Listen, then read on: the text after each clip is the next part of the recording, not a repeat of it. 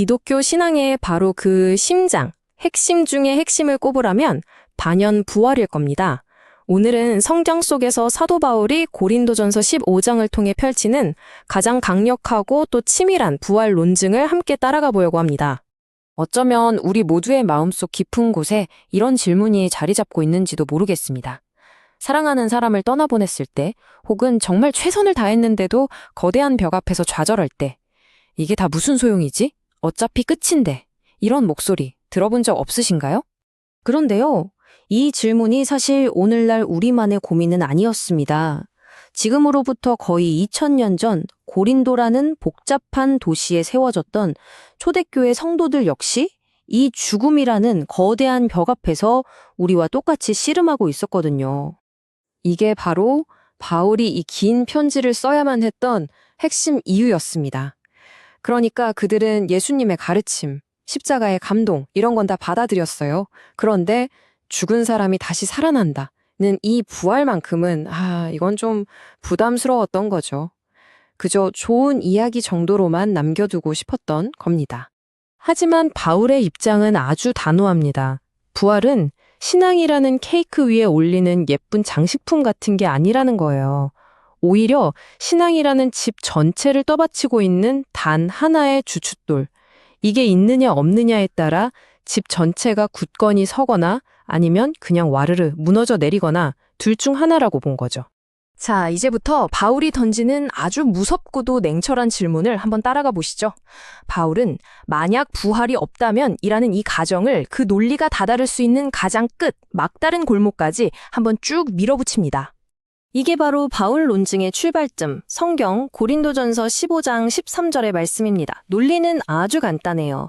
만약 죽은 자의 부활이라는 법칙 자체가 이 세상에 아예 존재하지 않는 거라면 예수님이라고 해서 특별한 예외가 될 수는 없지 않겠냐는 거죠.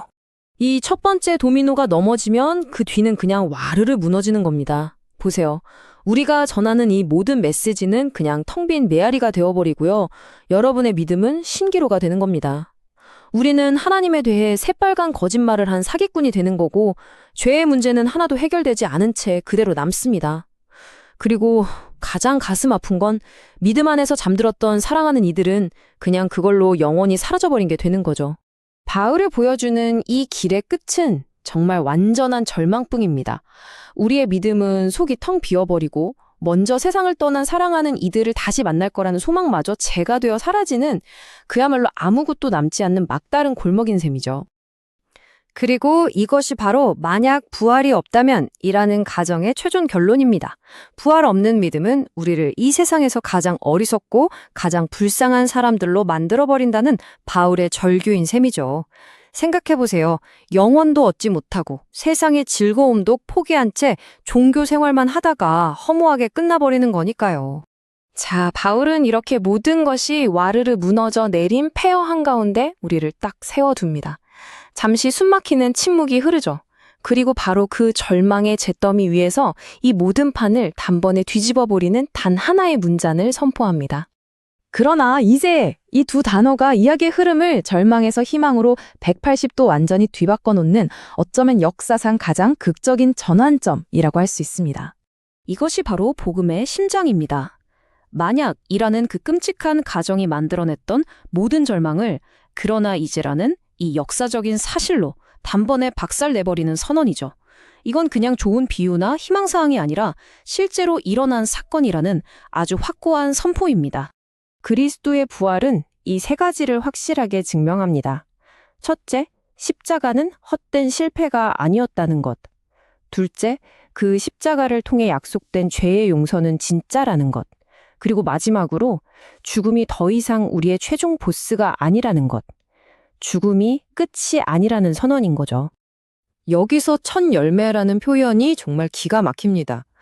여러분, 첫 열매는 그냥 순서상 첫 번째라는 뜻이 아니에요. 밭에서 첫 이삭이 딱 나왔다는 건 무슨 의미죠? 이제 곧 이 밭 전체가 황금빛으로 물들겠구나 하는 보증이자 확실한 약속이잖아요. 바로 예수님의 부활이 그 첫 열매라는 겁니다. 그분 혼자만의 특별하고 기이한 이벤트가 아니라 그분을 믿는 우리 모두의 미래가 될 부활의 첫 번째 샘플이자 하나님이 직접 서명하신 보증수표인 셈이죠.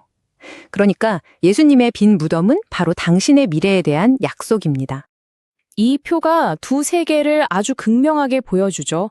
만약의 세계에서 와르르 무너졌던 모든 것들이 그러나 이제라는 부활의 현실 안에서 어떻게 완전히 역전되는지 한눈에 보이실 겁니다. 헛것이었던 믿음은 진리가 되고 절망은 살아있는 소망으로 바뀝니다. 자, 그렇다면 이 어마어마한 신학적 진리가 오늘을 살아가는 평범한 우리의 삶과 도대체 무슨 상관이 있을까요? 마지막으로 이 부분을 한번 짚어보겠습니다. 먼저 한 가지는 분명히 해야 할 것 같아요. 부활을 믿는다고 해서 우리 삶의 힘든 일들이 마법처럼 뿅 하고 사라지는 건 아닙니다. 우리는 여전히 아프고 슬퍼하고 때로는 눈물 흘리겠죠.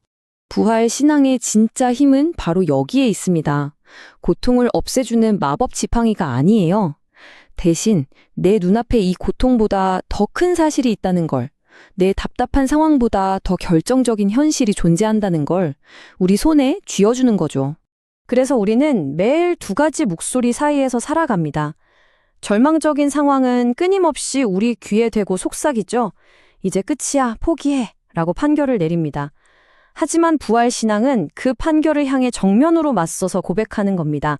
아니, 예수님이 살아나셨다 라고요. 그렇기 때문에 부활은 그냥 머리로 그렇구나 하고 동의하는 교리가 아니라 우리의 심장으로 반응해야 하는 부르심입니다. 다 끝났어 라고 주저앉아버린 바로 그 자리에서 다시 한번 일어나 믿음의 작은 한 걸음을 떼어보라는 하나님의 따뜻한 초대장인 셈이죠. 결국 매일의 선택인 것 같습니다. 우리를 주저앉히는 세상의 목소리와 우리를 다시 일으켜 세우는 부활의 목소리. 오늘 이야기를 이 질문으로 마무리하려고 합니다. 당신은 오늘 어떤 목소리를 붙들고 살아가시겠습니까?